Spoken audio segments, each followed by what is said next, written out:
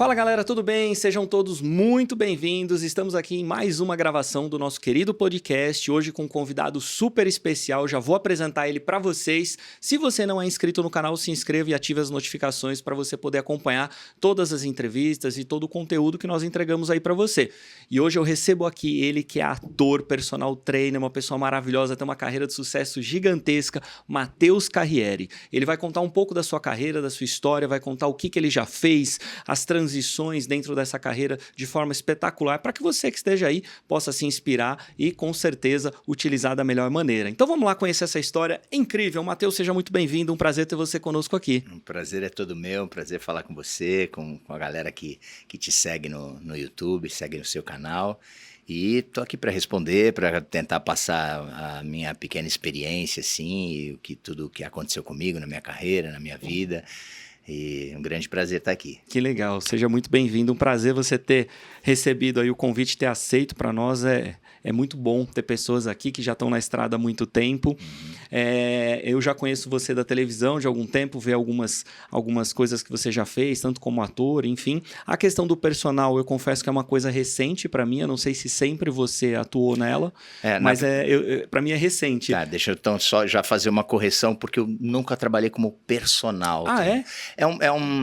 Às vezes as pessoas acham, e é comum acontecer, de que todo mundo que trabalha com educação física é personal trainer. Legal. Né? Então eu nunca tive essa característica de ser personal trainer, um cara que dá uma aula individual para outra pessoa, um treinamento. Né? Eu sou formado em educação física desde os anos 80, né? Me formei em 89 na FIG, trabalhei muito, né, com educação física, dando aulas coletivas. Primeiro bacana. Na época da aeróbica, onde eu comecei minha carreira dando aula, sempre paralela à carreira de ator, mas a minha formação acadêmica é como professor de educação física e sempre dei aulas coletivas. Primeiro as aulas de aeróbica, depois as aulas de street dance. E quando o Bike Indoor chegou no Brasil, eu me especializei nesse tipo de aula. Ainda me manteve assim alguns anos trabalhando como professor na linha de frente, dando aula, mas sempre aula coletiva. O que a gente chama no mundo do fitness de aulas coletivas, né? E é engraçado que na internet coloca-se muito você como personal. Eu vi tua formação e ali é o tempo todo. É uma das coisas que eu ensino para os meus filhos. Não acredite na internet. Tem muita coisa errada, muita fake news, muita coisa inverídica. Tem informações absurdas às vezes. Legal. A confusão com o personal acontece porque... né, é até às vezes um caminho natural do estudante de educação física hoje querer trabalhar com o personal por uma questão de mercado. Mas eu de verdade até tentei, mas nunca tive essa característica. Eu sempre gostei de estar... Isso eu descobri até na terapia, né? De estar um pouco mais distante do aluno, protegido em cima de um palco. Aí entra a coisa do ator, né? Dando aula para muita gente, via de regra com música, né? Conduzindo um grupo, e não aquele trabalho individual com aquela pessoa onde você tem que ter outras características, até de ser um terapeuta, um psicólogo, de ter paciência de conversar, de ter aquela cobrança diária em cima do teu trabalho. Eu acho às vezes até cruel o que um aluno espera do seu personal, né? Porque tem todo um outro contexto que ele tem que fazer a parte dele.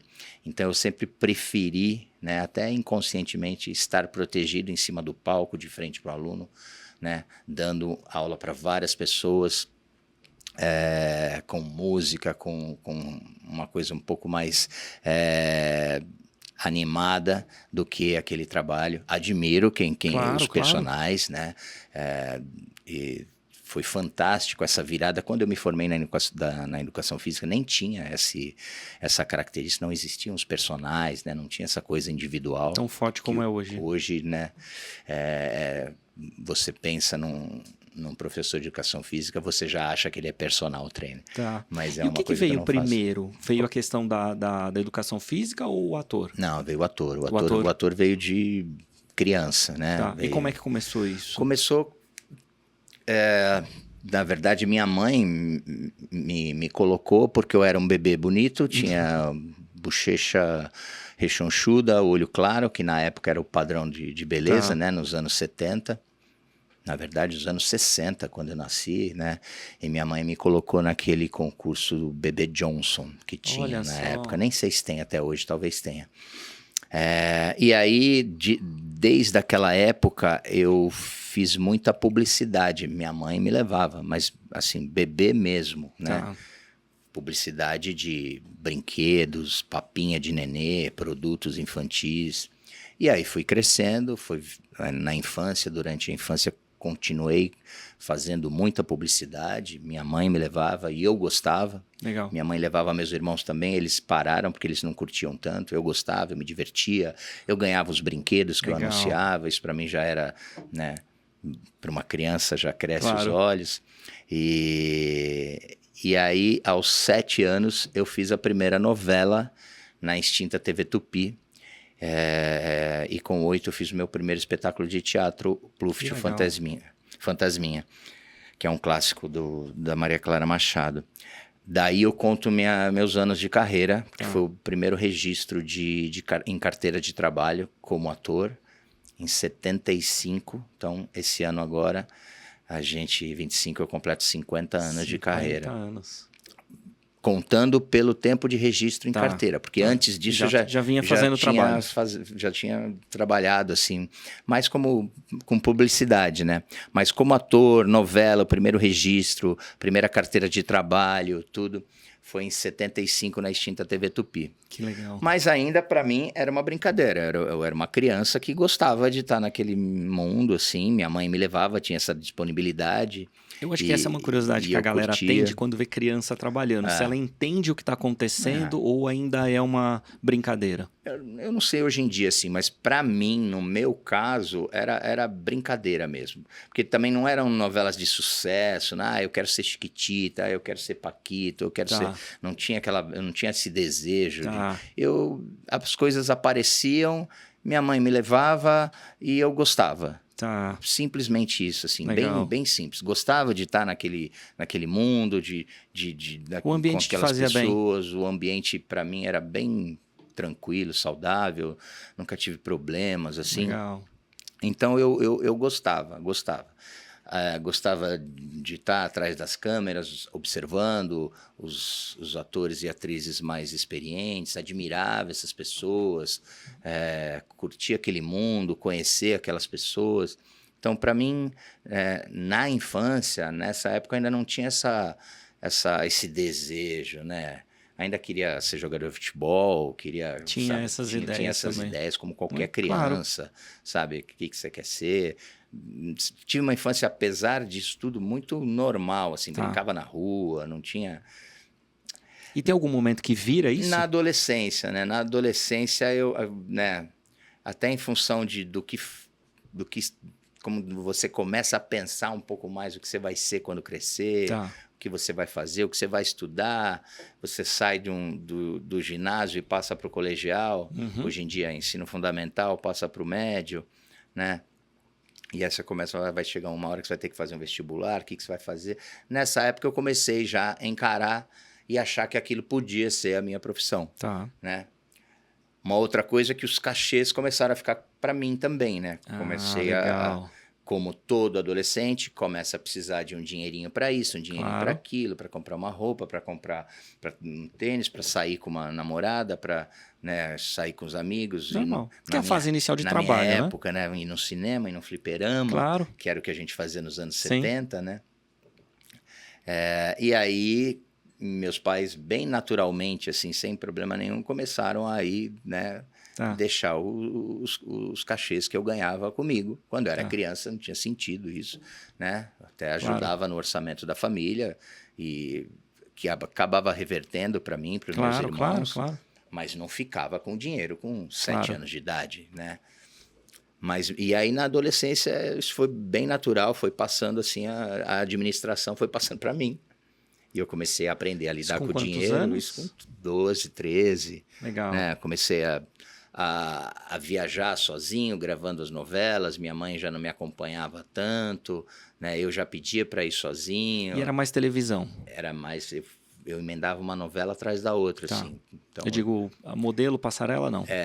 não, nunca.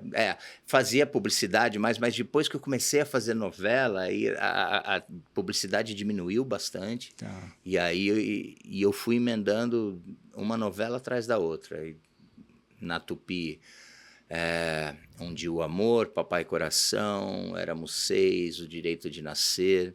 Aí eu comecei uma novela chamada Drácula, quando a Tupi fechou. Tá. Acho que foi 80 e pouco.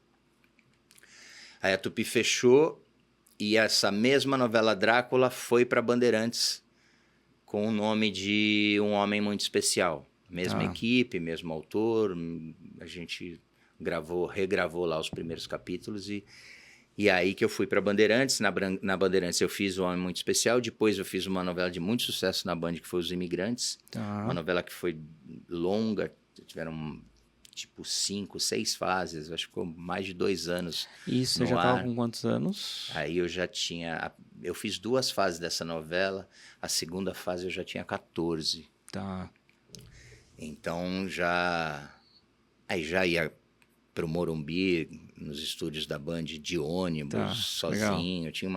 Era uma outra época, então a gente ganhava autonomia um pouco mais cedo, Sim. né? Então, uma liberdade mais cedo. morava na Moca.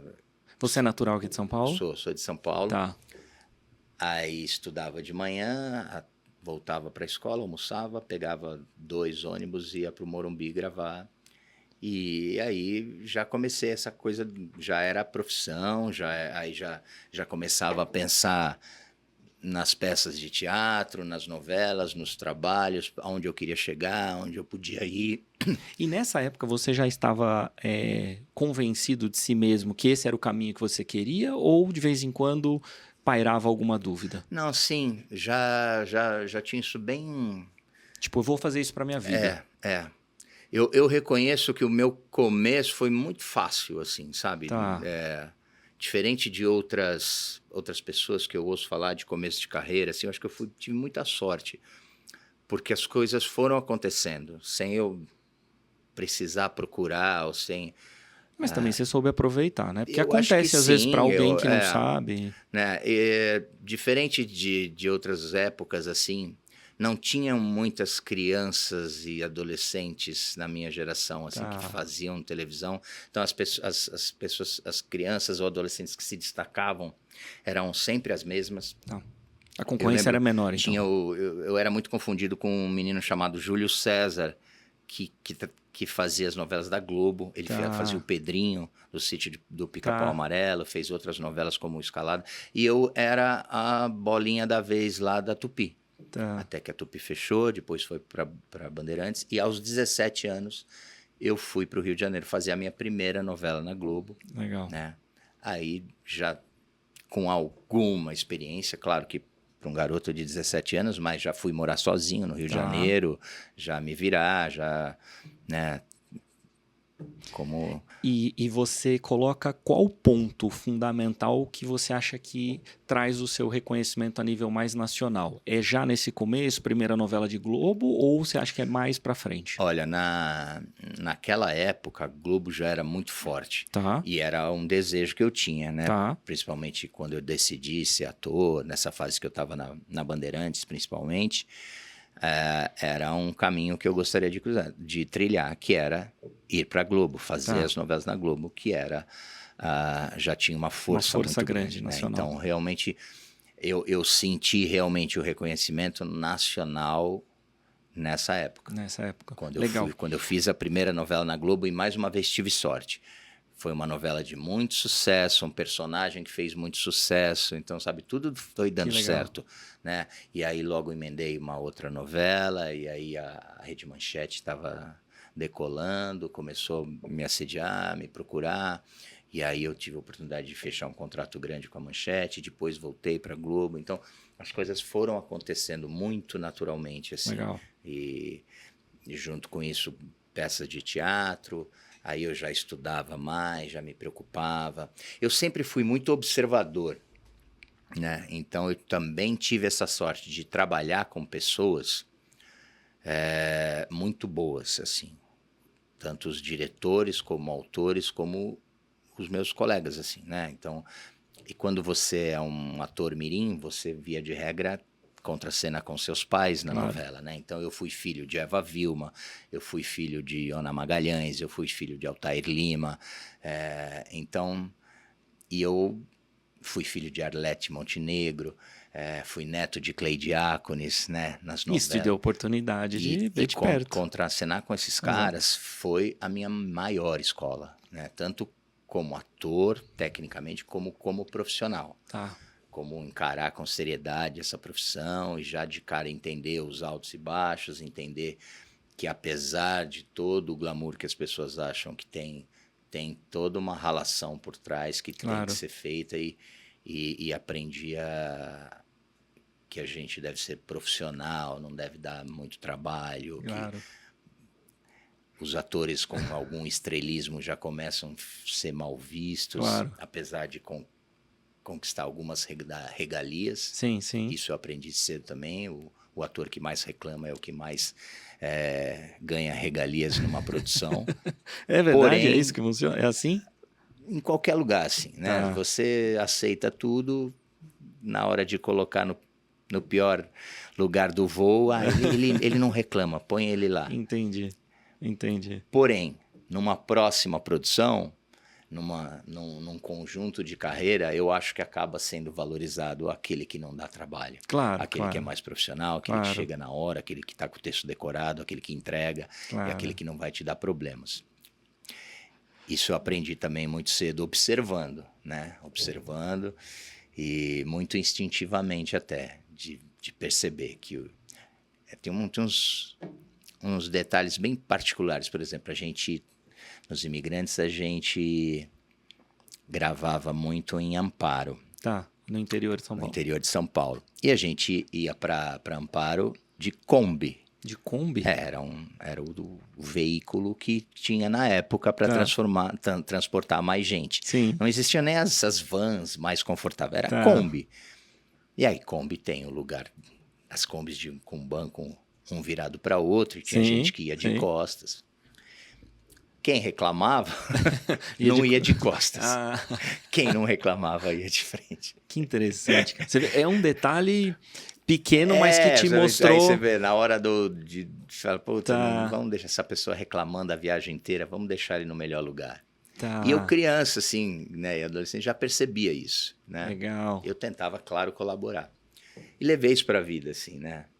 Só que num conjunto da obra, na hora de ser chamado para uma próxima novela, isso é levado em consideração, eu acredito, né? Acho que sim, Aquela pessoa que dá menos Esse momento que você fala das novelas, ele tá quanto longe de Casa dos Artistas? Muito. Casa dos Artistas foi ano 2000. Tá, eu te falo porque, para mim, a lembrança mais forte é Casa dos Artistas. É ali que eu tomo conhecimento, assim, mais de você, de conhecer ali mais a Casa dos Artistas. Por isso que eu te perguntei que distância que tá disso. Isso... Eu acho, no começo me incomodava um pouco, principalmente quando eu fiz Casa dos Artistas, porque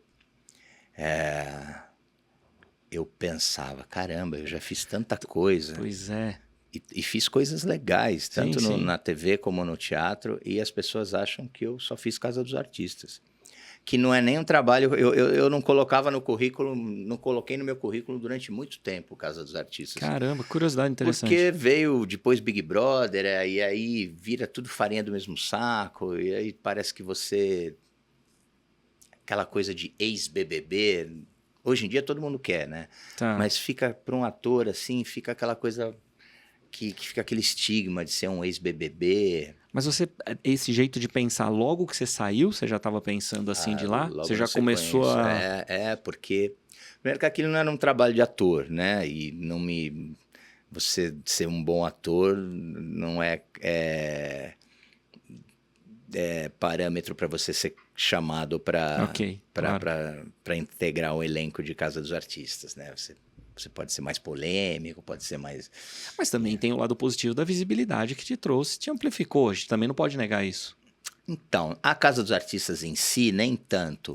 Porque na época, o que foi bom para as pessoas de reality show, o que potencializou isso e o que virou a chave foi rede social. Tá. Porque antigamente não tinha.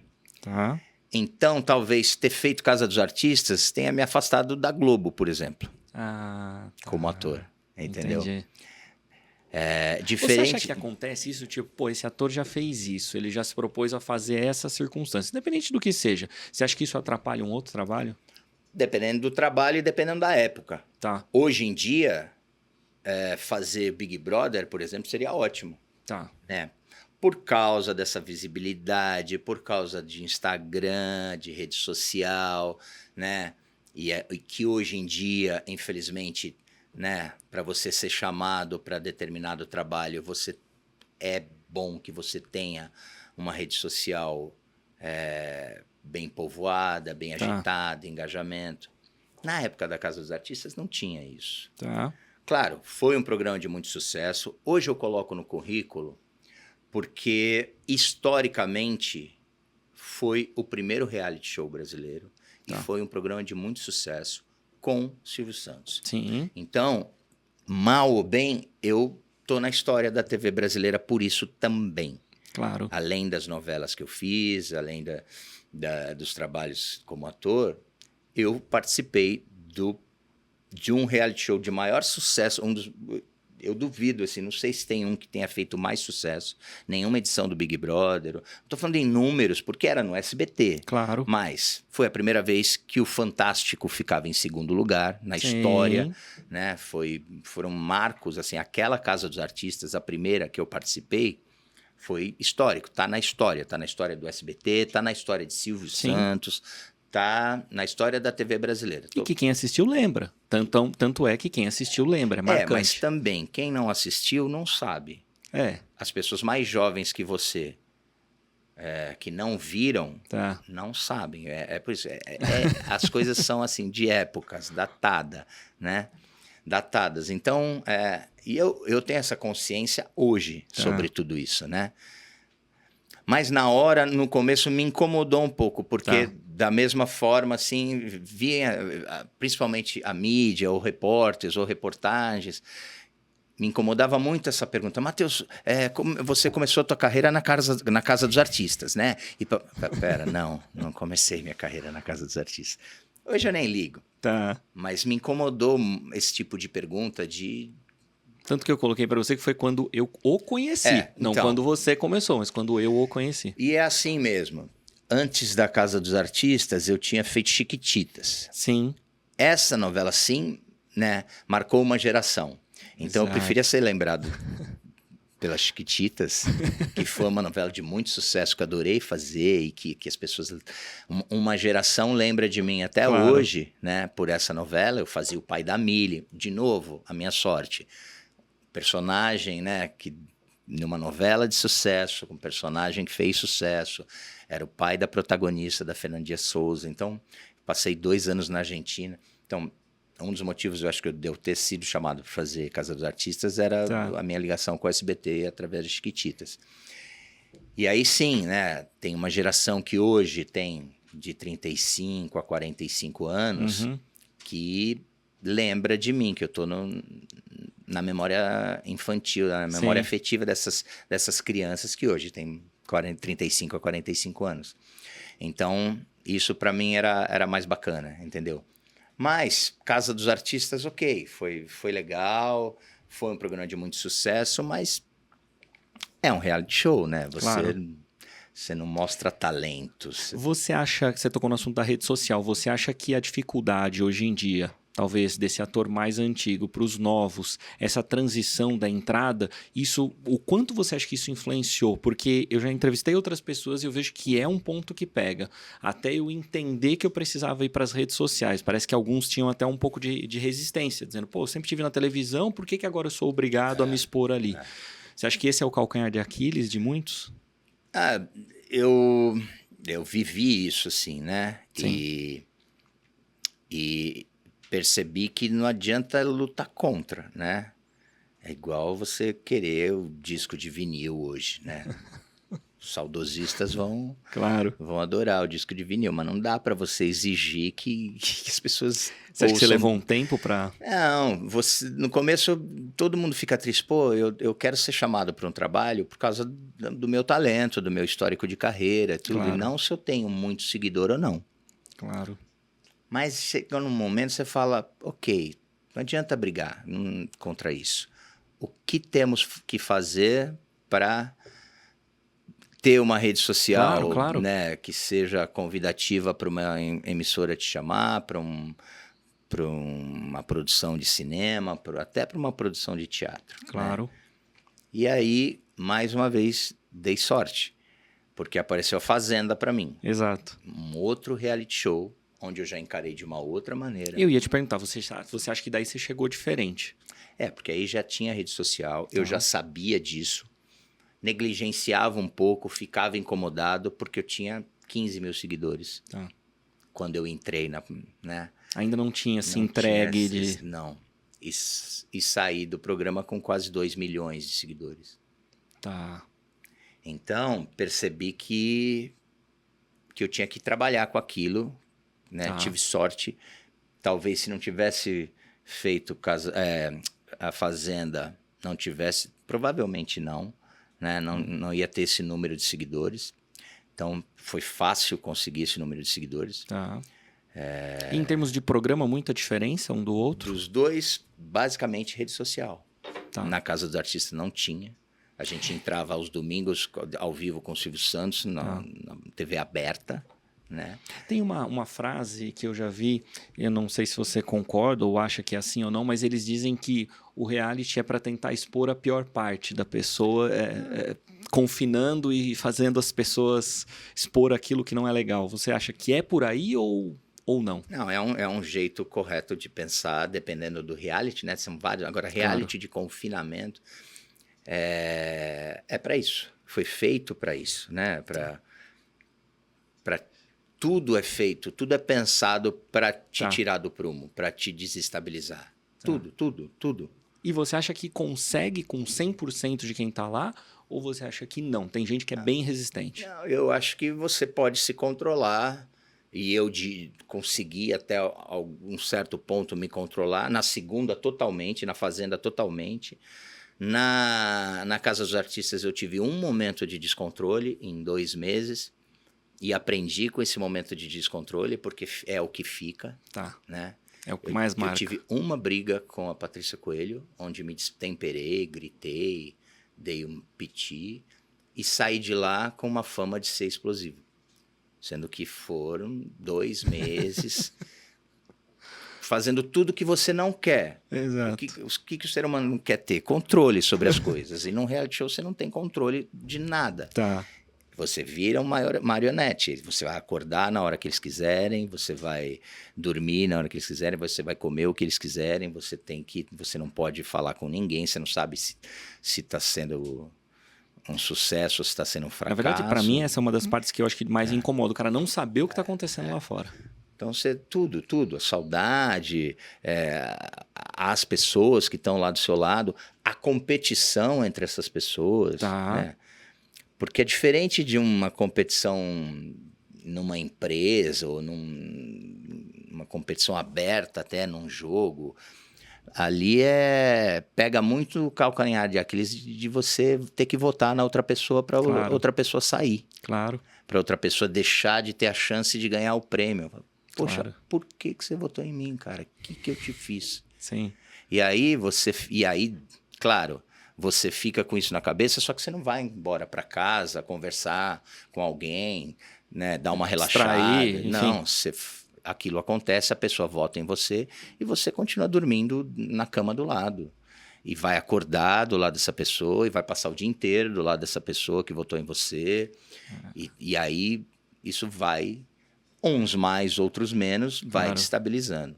Isso é uma coisa, estamos falando assim, na filosofia do reality show de confinamento. Lá dentro. Agora, também, depois de rede social, depois de sucessos e fracassos, você começa a perceber que as pessoas começam a entrar com personagens, né? Com estratégias do que eu vou fazer. Muito mais comercial Não hoje em só dia. para ganhar, mas Tá. para fazer sucesso. O que as pessoas gostam, uma pessoa explosiva, gosta de quem não tem papas na língua, gosta de pessoas destemperadas, não gosta de gente que chamam de planta, né? Que Tá. fica na dela, não se envolve em confusão, o que teoricamente aqui fora seria, né, valorizado, Sim. talvez, uma pessoa mais pacífica, que aparta uma briga, que fala mais baixo, que pensa antes de falar.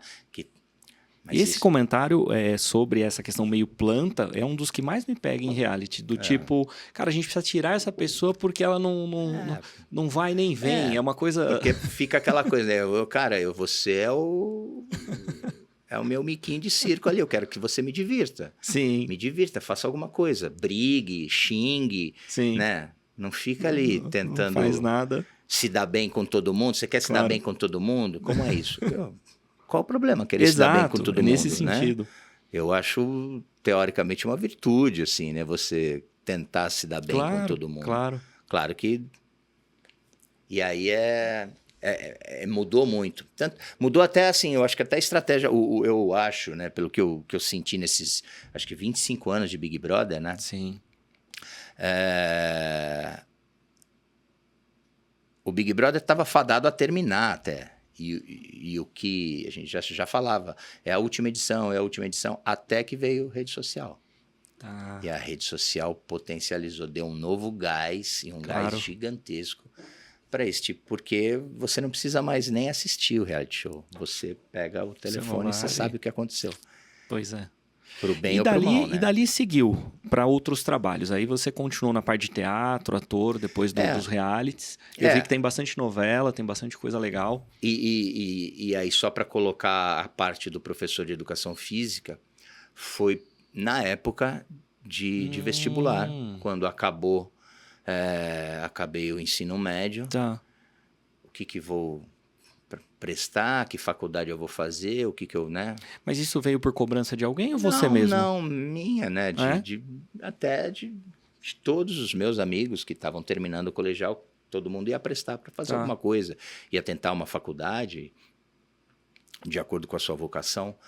Como eu já trabalhava como ator há muito tempo, já tinha feito TV, cinema e teatro, já tinha feito novela na Globo, já achava que sabia alguma coisa, quis aprender uma outra coisa.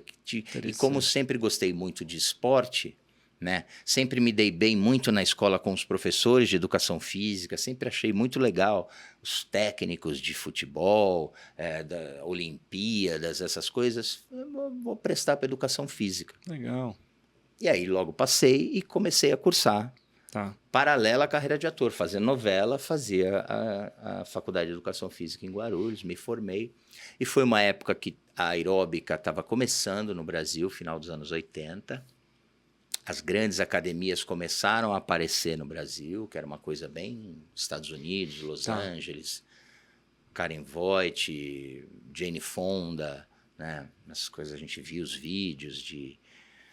E aí eu comecei a dar aula numa grande rede, que se chamava Runner, nem existe mais a Runner, que foi uma grande academia aqui em São Paulo, com várias unidades. E aí já comecei a dar aula lá, e aí já me destaquei também nesse mercado do fitness. Legal. Né?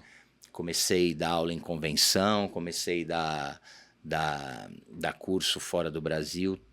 Tem gente que até, quem conhece o fitness brasileiro me coloca até com mais êxito do que na carreira de ator. Assim, caramba! Né? Porque para quem conhece o mundo do fitness, assim, sabe dessa história, que não vai ver só que eu sou personal trainer no Wikipedia, né?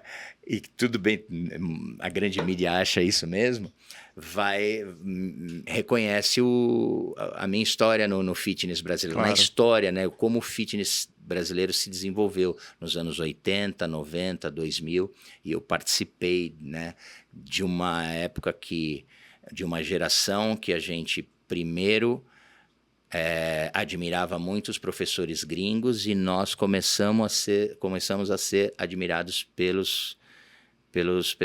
as pessoas de fora do Brasil. Então, foram quando os professores brasileiros passaram a ir dar curso fora do Brasil, e antes a gente recebia os professores americanos, principalmente, para dar curso aqui no Brasil. Que legal. Então, eu fui dar curso na Argentina, fui dar curso na França, porque eram donos de academia de fora do Brasil que vinham fazer aula nas convenções aqui, gostavam do nosso trabalho e nos levavam para dar aula lá. Então, eu participei dessa geração, dessa primeira geração forte do fitness no Brasil. E hoje você ainda dá aula Eu ou encerrei não? a carreira como professor esse ano, de 24. Foram as minhas últimas aulas. Eu ainda fiquei 5 anos dando aula de bike indoor, num estúdio de bike chamado Ride State. Esse não é o spinning? O spinning é como Gillette, é um programa. É um programa de bike indoor, como vários outros programas, né? Mas o nome da modalidade é o bike indoor. Que são aquelas bicicletas estacionadas, né? Com o professor na frente pedalando e conduzindo a aula, falando o que é para você É que às vezes grava-se mais por um nome, né? Porque foi o primeiro programa, né? Foi quando eu posso falar que quando chegou o spinning no Brasil, eu me apaixonei pelo spinning, mas depois a minha aula começou a tomar formas e características diferentes do spinning, mas foi o Johnny G, que é o cara que criou o spinning no Brasil, trouxe as primeiras aulas, por isso que se chamava spinning. Esse nome spinning é muito forte, mas até por uma questão de name rights, assim, eu coloco como bike indoor. Claro. E na época das revistas, quando você tomou a decisão de sair nas revistas? Isso foi... Como que isso é tranquilo para você? Legal? Positivo não foi. Assim, não coloco como talvez tenha sido um erro. É mesmo? Não dá para saber. Mas eu posso colocar como um trabalho corajoso e pioneiro. Claro. E muito sério, né? Sim, sim. Tanto da minha parte como da parte do pessoal da revista. Sim. Era uma época onde as atrizes e personalidades femininas eram reconhecidas e ganhavam muito bem para posar na Playboy. Sim. E apareceu uma publicação que dava abria esse mercado para os homens.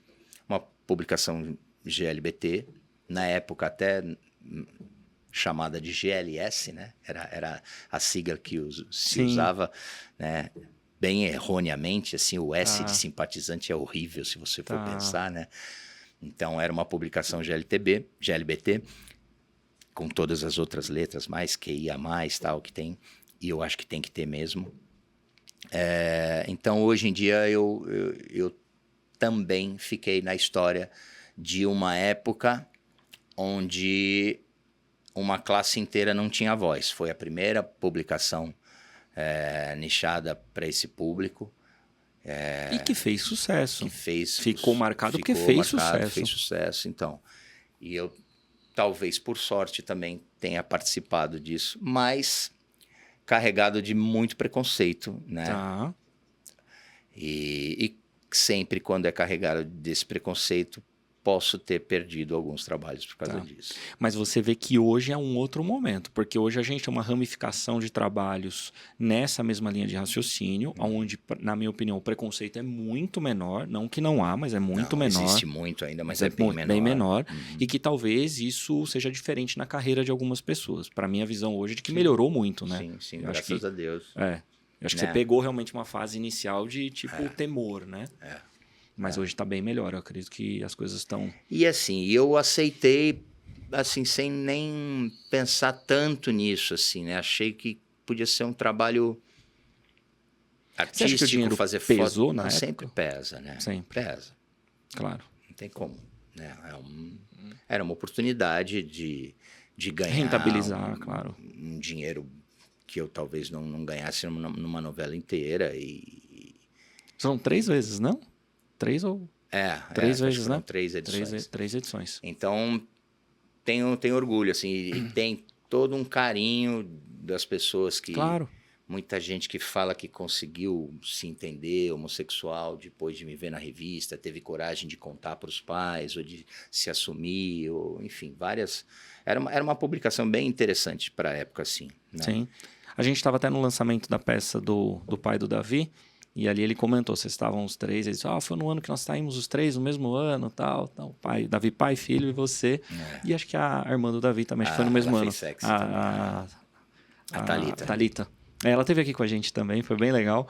E ela Eu adoro aquela família, assim. Cara, eles são pessoas sensacionais. Sensacionais, cara. Poxa, a gente conheceu eles por acaso total e assim, foi muito legal. Eu conheço eles desde muito pequeno, assim. Eu tive a sorte de fazer um curta-metragem que o Davizão produziu, dirigiu, né? Com a mãe deles, com a Evelise, né? Por isso que eu conheci o James, o Davi, a Thalita bem criança, né? A gente bem novinho, né? E fomos crescendo, continuamos na carreira, tudo, e eu tenho um carinho muito grande por eles. Assim. Que legal. E hoje você está fazendo Vendedor de Sonhos, né? Já tem quanto tempo? O Vendedor de Sonhos está entrando na sua 8ª temporada. Caramba. É um marco no teatro brasileiro, assim. Que legal. Vai entrar para os livros de recordes, assim. E você tá há quanto tempo? Começo. Desde o começo. A gente estreou em 2018. Caramba. Antes da pandemia. No começo eram 5 ou 6 espetáculos já pré-estabelecidos que o Augusto Cury gostaria, né, em teatros grandes pelo Brasil. Esses 5 primeiros espetáculos fizeram muito sucesso e aí tanto o Augusto como o nosso produtor, Luciano Cardoso, acharam que a peça podia entrar em temporada e começamos a temporada 2019, principalmente. Já com muito sucesso, enfrentamos a pandemia, né? Tivemos que parar. E depois da pandemia, quando as coisas começaram a voltar, voltou com sucesso ainda maior. Vocês estão no Gazeta, né? A gente está aqui no Gazeta, em São Paulo. Desde o primeiro final de semana de janeiro agora, em 2025, já começamos lotados. Que legal. Não é usual, né? Começo do ano para teatro é sempre... Sim. Difícil, mas o primeiro fim de semana, dia 4 e 5 de janeiro, 2 casas lotadas já, então a nossa temporada 25 tem tudo para ser outro sucesso e a gente continuar em 26.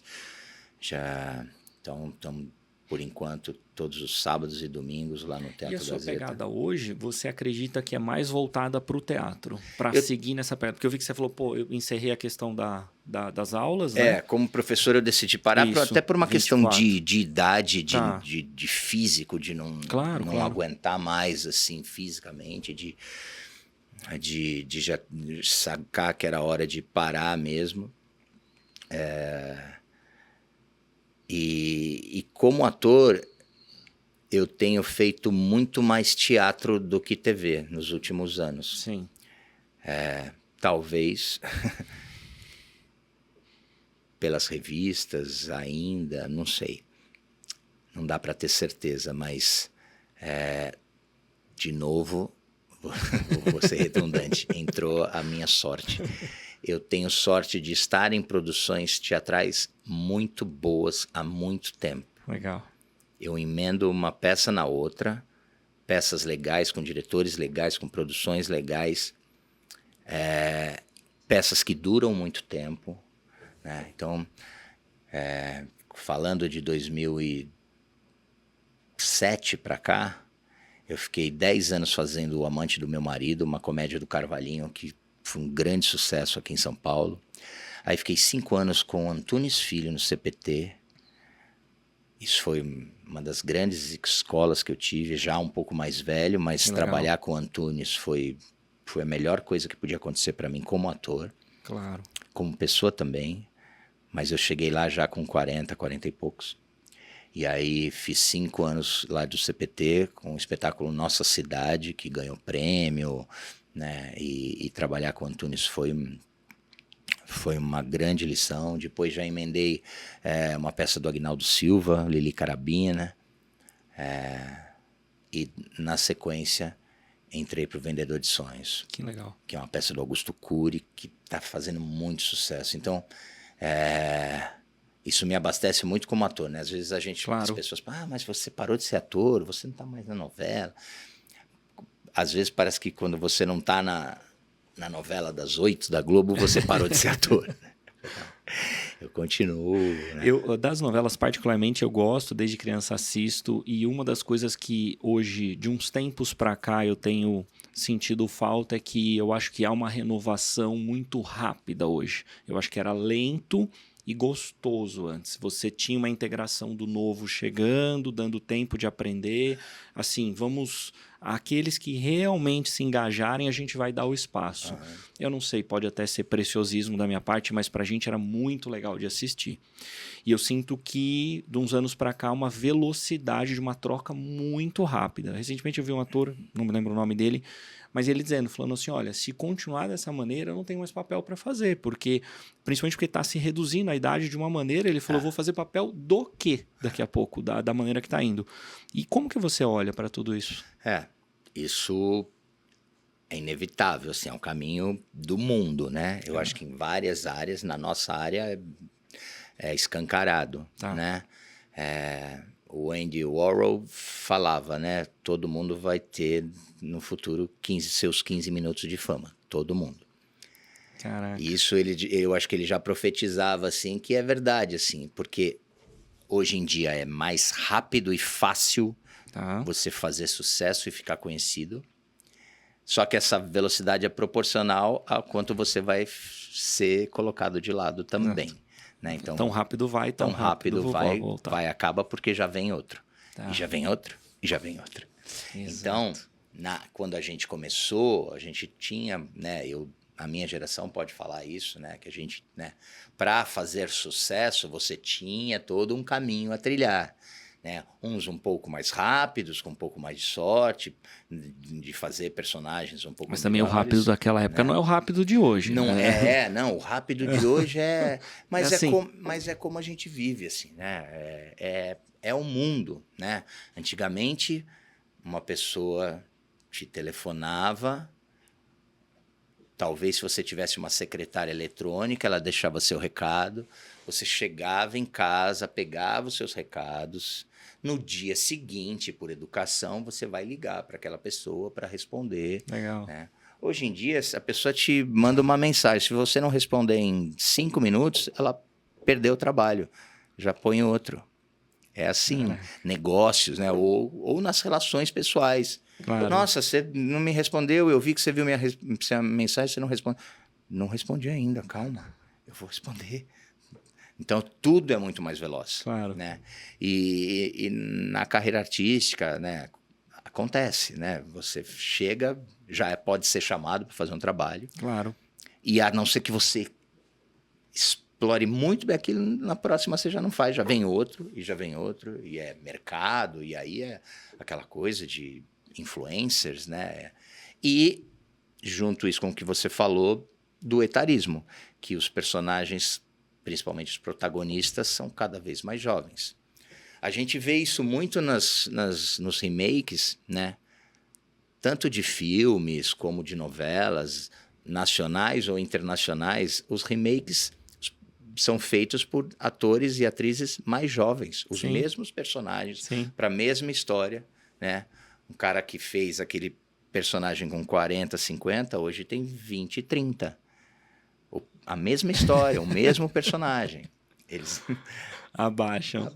Tudo abaixou. Né? Eu acho que pra gente que vem dessa antiga também, como telespectador, a gente sente a falta dessa ancoragem dos artistas. Eu acho que é isso que pega. Pelo menos eu vou dizer por mim. Eu acho que essa ancoragem falta. Eu ligo a novela e a gente não tem essa ancoragem. Então, é essa cortina de pessoas, e se daqui a um tempo vai ser mais uma cortina, e a gente tem uma... até indelicado, mas eu digo assim, mas da onde vieram essas pessoas? Eu me lembro agora recentemente, eu olhando para uma novela, eu falei, mas eu não sei de onde saíram essas pessoas, como pode? Como assim, atores? Da onde? E é como você diz, o mundo acelerou, mas isso faz com que afaste essas pessoas que já estão há mais tempo no mercado, mas que acabam não tendo esse espaço. Né? Eu vejo que hoje é bem difícil, é pontual. Um ou outro personagem e tal. Não sei se tem alguma outra influência que esses caras tenham que ter por trás, mas me parece que é uma tendência. Isso tem toda uma batalha, um questionamento sobre etarismo e sobre essa questão de... Outro dia eu vi alguns atores já bem experientes falando sobre isso, e eu concordo, porque tudo bem, né, trabalhar com influencers.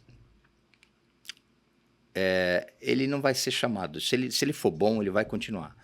Se ele não for bom, ele vai desaparecer. Não vai ser, Sim, vai sim. continuar como influencer, vai ganhar seus milhões, se for o caso, mas não vai ser, não se sustenta. Então, na minha época, se falava muito dos modelos, né, também. Não tinha os influencers, mas tinha os modelos, Sim, né?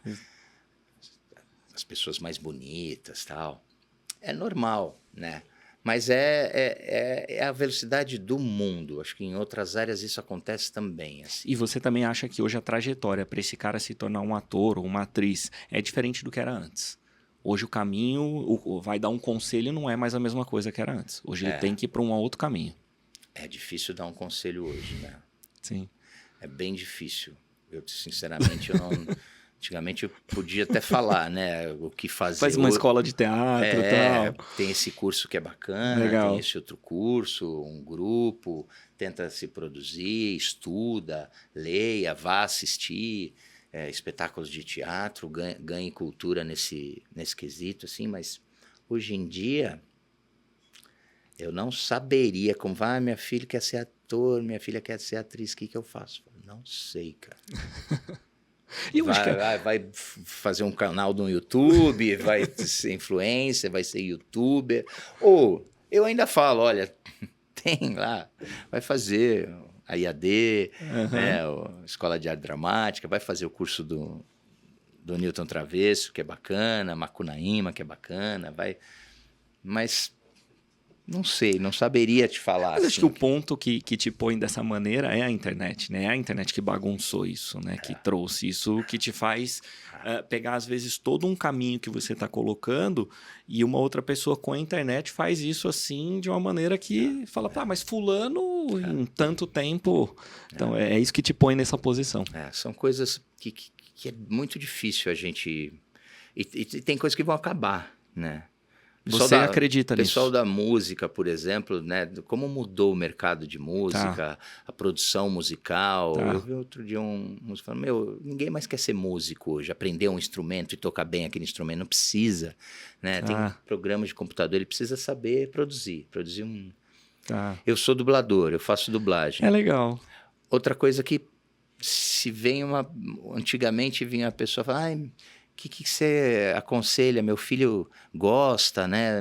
Eu tenho uma boa voz, ou sei lá, queria ser dublador, vai fazer um curso de dublagem. Hoje eu vou falar para ele, esquece, vai acabar. Caramba. E os meus colegas dubladores vão ficar muito chateados com isso que eu vou falar, mas é questão de mercado, não se sustenta mais, assim, infelizmente. Tem uma batalha gigantesca no Congresso para a gente proteger um ser humano dublando, mas através de leis, porque através do mercado tem como, assim, a tecnologia da inteligência artificial tá devastadora, infelizmente. Hoje a tecnologia tá terrível. Então, tem algumas coisas, uma que a gente na vida já vem se acostumando com vozes mais metalizadas. Alexa, você conversa com as URAs, né? Conversa com todos os telemarketings da vida, você já acostumou com as vozes de robô. Cada vez mais, e as vozes de robô estão cada vez melhores. Então, essa coisa, a gente mais acostumado com a voz metalizada ficando menos metalizada. E daqui a pouco, não sei em quantos anos, sinceramente.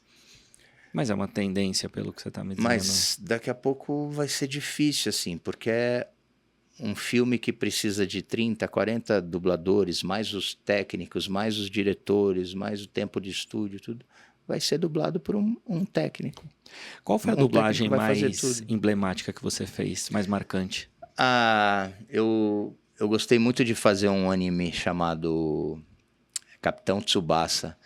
Era um desenho japonês de um time de futebol, onde eu fazia o Takasugi, que era o zagueiro do time, assim. Que diferente. Mas eu dublei mais na minha carreira, assim, os realities, né?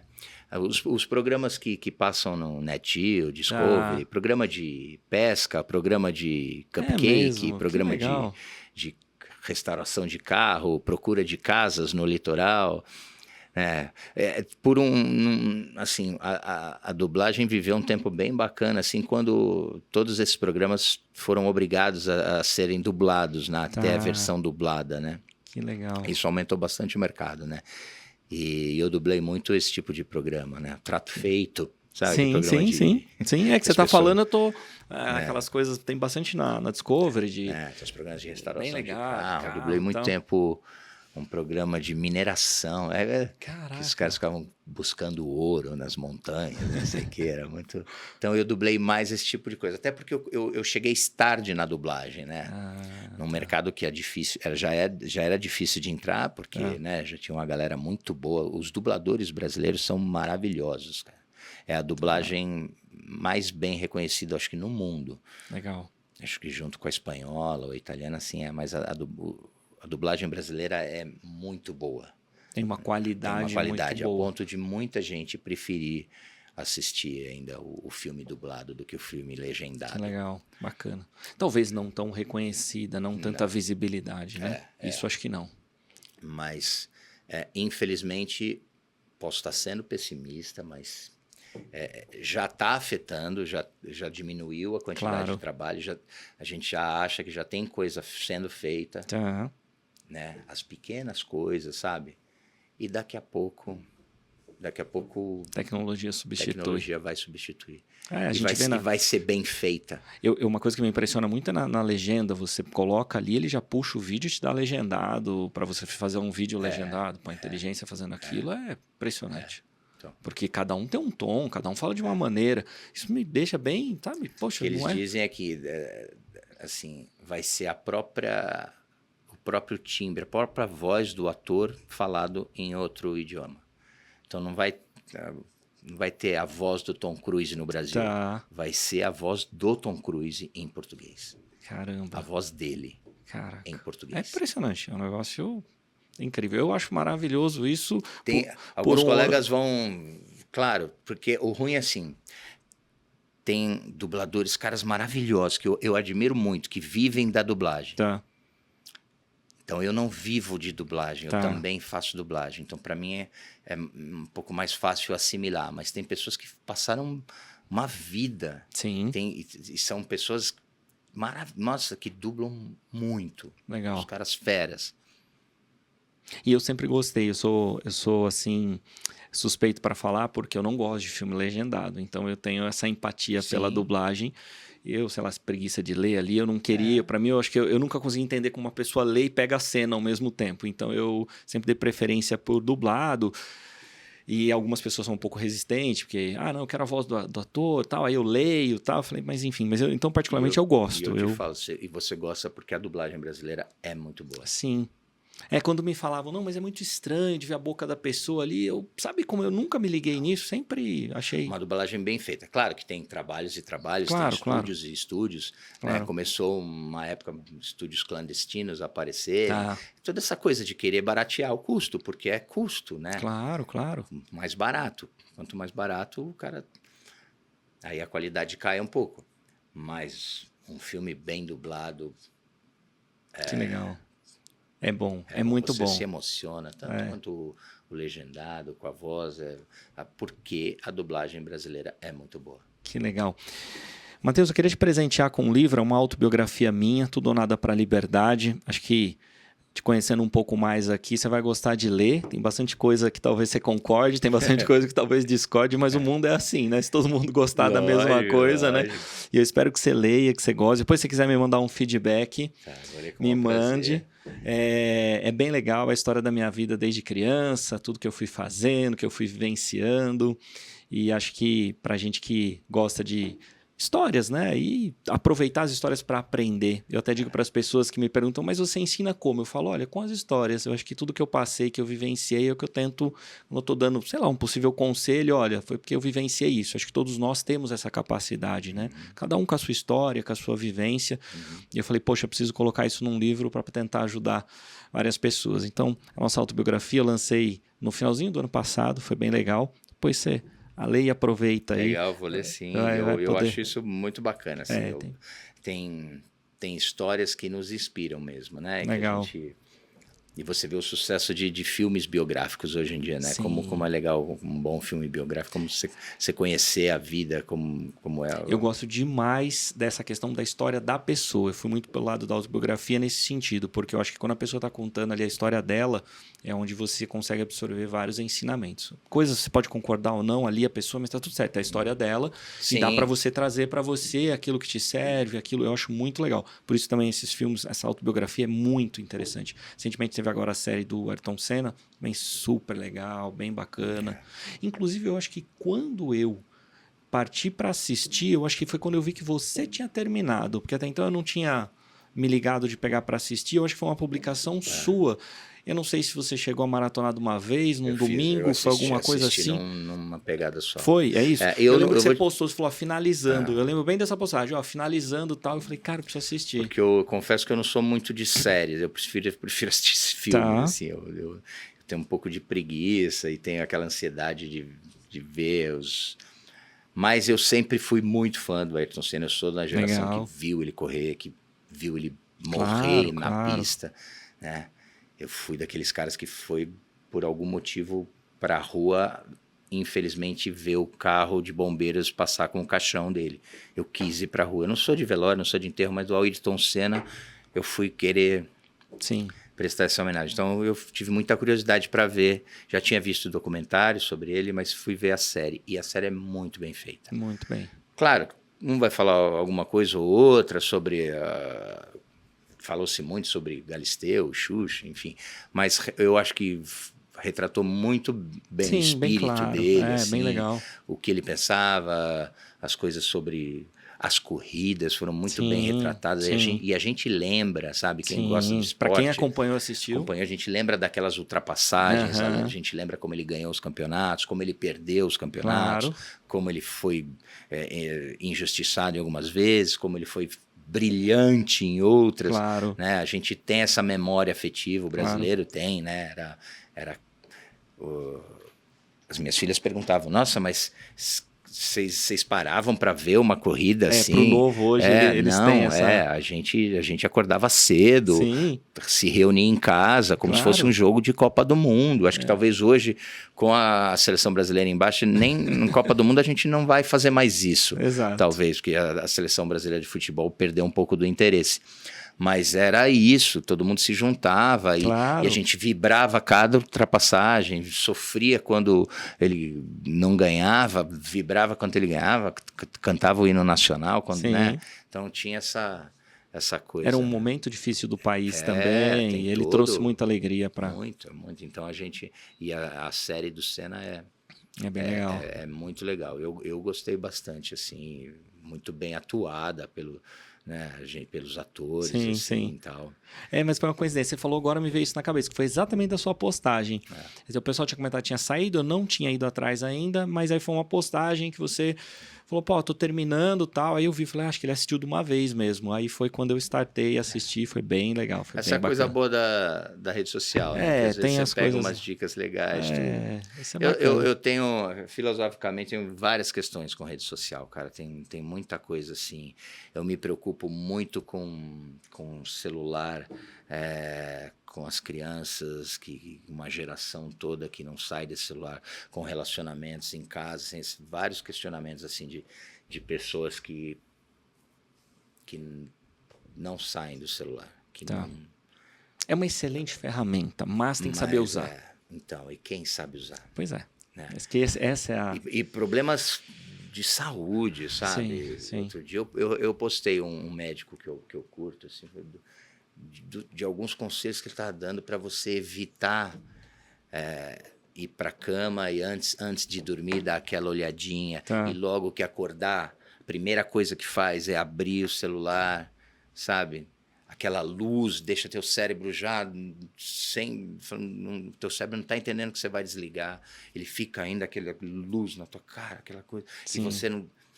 Então, os problemas mentais, físicos, né, que isso acarreta, e eu vejo, e é difícil, nossa, eu falo muito isso em casa, para minha esposa, para os meus filhos, sai do celular um pouquinho, sai do celular, vamos, sai do quarto, sai do celular, Vamos fazer outra coisa. Sim, Né? Desliga um pouco.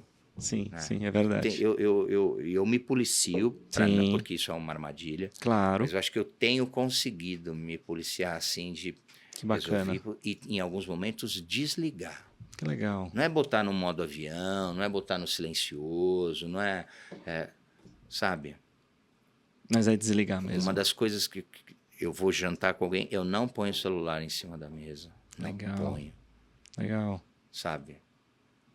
Até para mostrar para a pessoa, ó, eu tô Aqui com você. para você, Legal. né? Se você e tem gente que tá assim jantando e aí tá assim. Você vê que a primeira coisa que a gente começou aqui, eu desliguei. Claro, claro, Né? Tá aqui porque eu peguei e desliguei, tá desligado. claro. Porque senão, cara, Não há uma conexão. não tem, não conecta. É verdade. Não, eu acho que esse Você é o não- desafio eu do acho- século agora. Então é uma das coisas que eu me preocupo bastante, assim. Outro dia, com essa coisa de muito seguidor, vamos ver quem tem... Aí alguém, não sei quem, me fala, você lembra o George Clooney? Aí fui procurar... Pelo fato de Sim, sim. ser grisalho, de estar velho, mais velho, enfim, idade e tal. Nenhuma comparação minha com o George Clooney, eu sou fã dele, assim, mas aí eu fui buscar o Instagram do George Tá. Clooney. Até para saber quantos seguidores ele tem. Nossa, Tá. deve... E aí, ele não tem.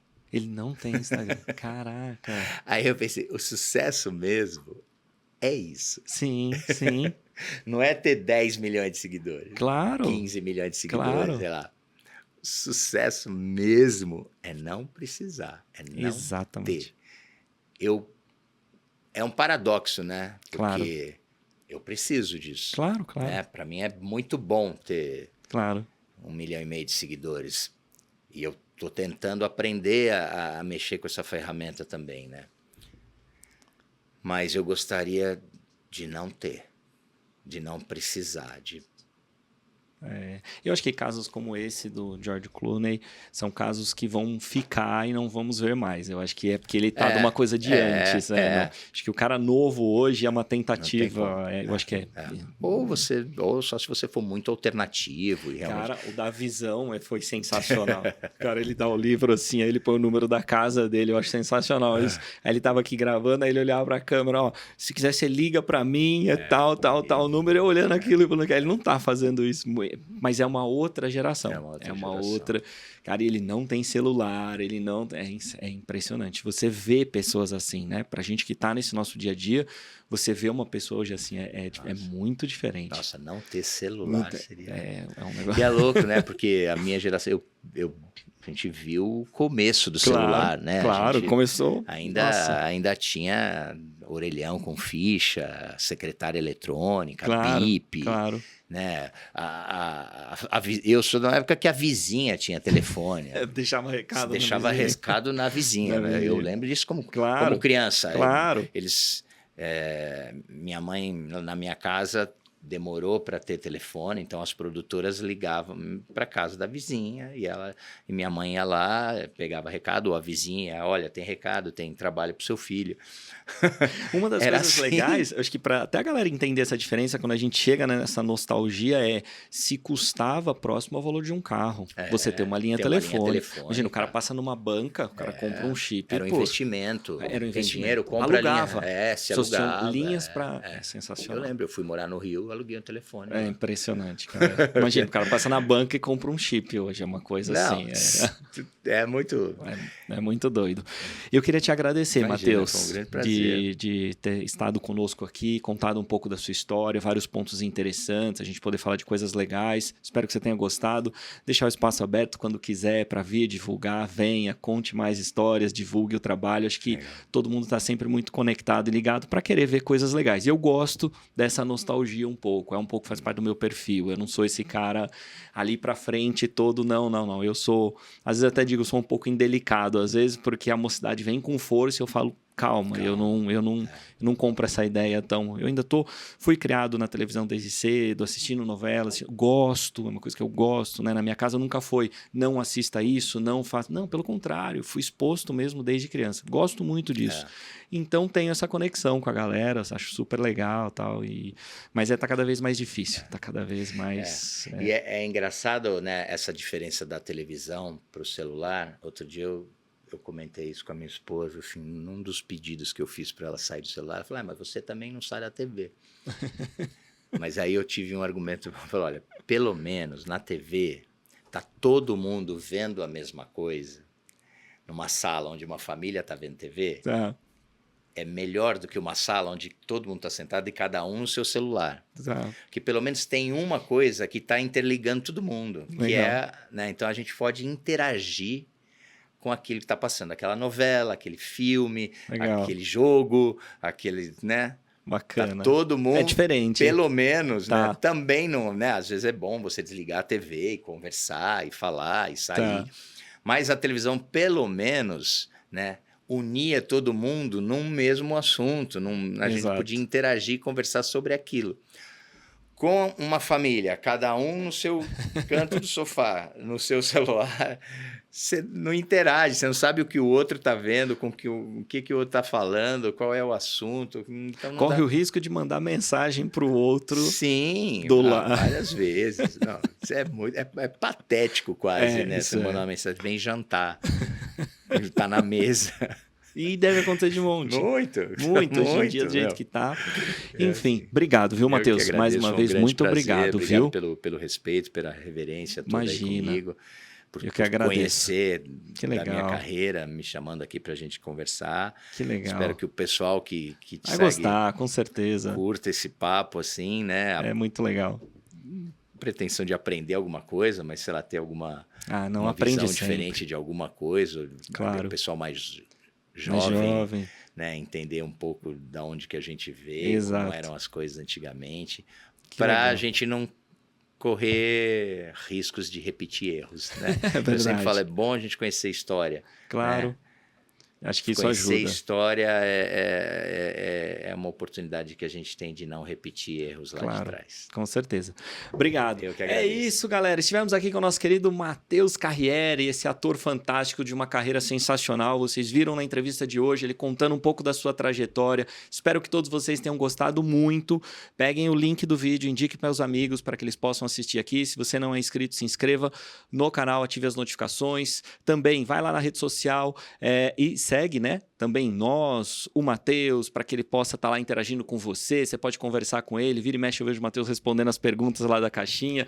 Quem sabe você manda lá uma pergunta para ele, ele vai responder para você também. Isso aí. Valeu, galera. Tamo junto e até a próxima gravação. Beijo no coração. Até mais.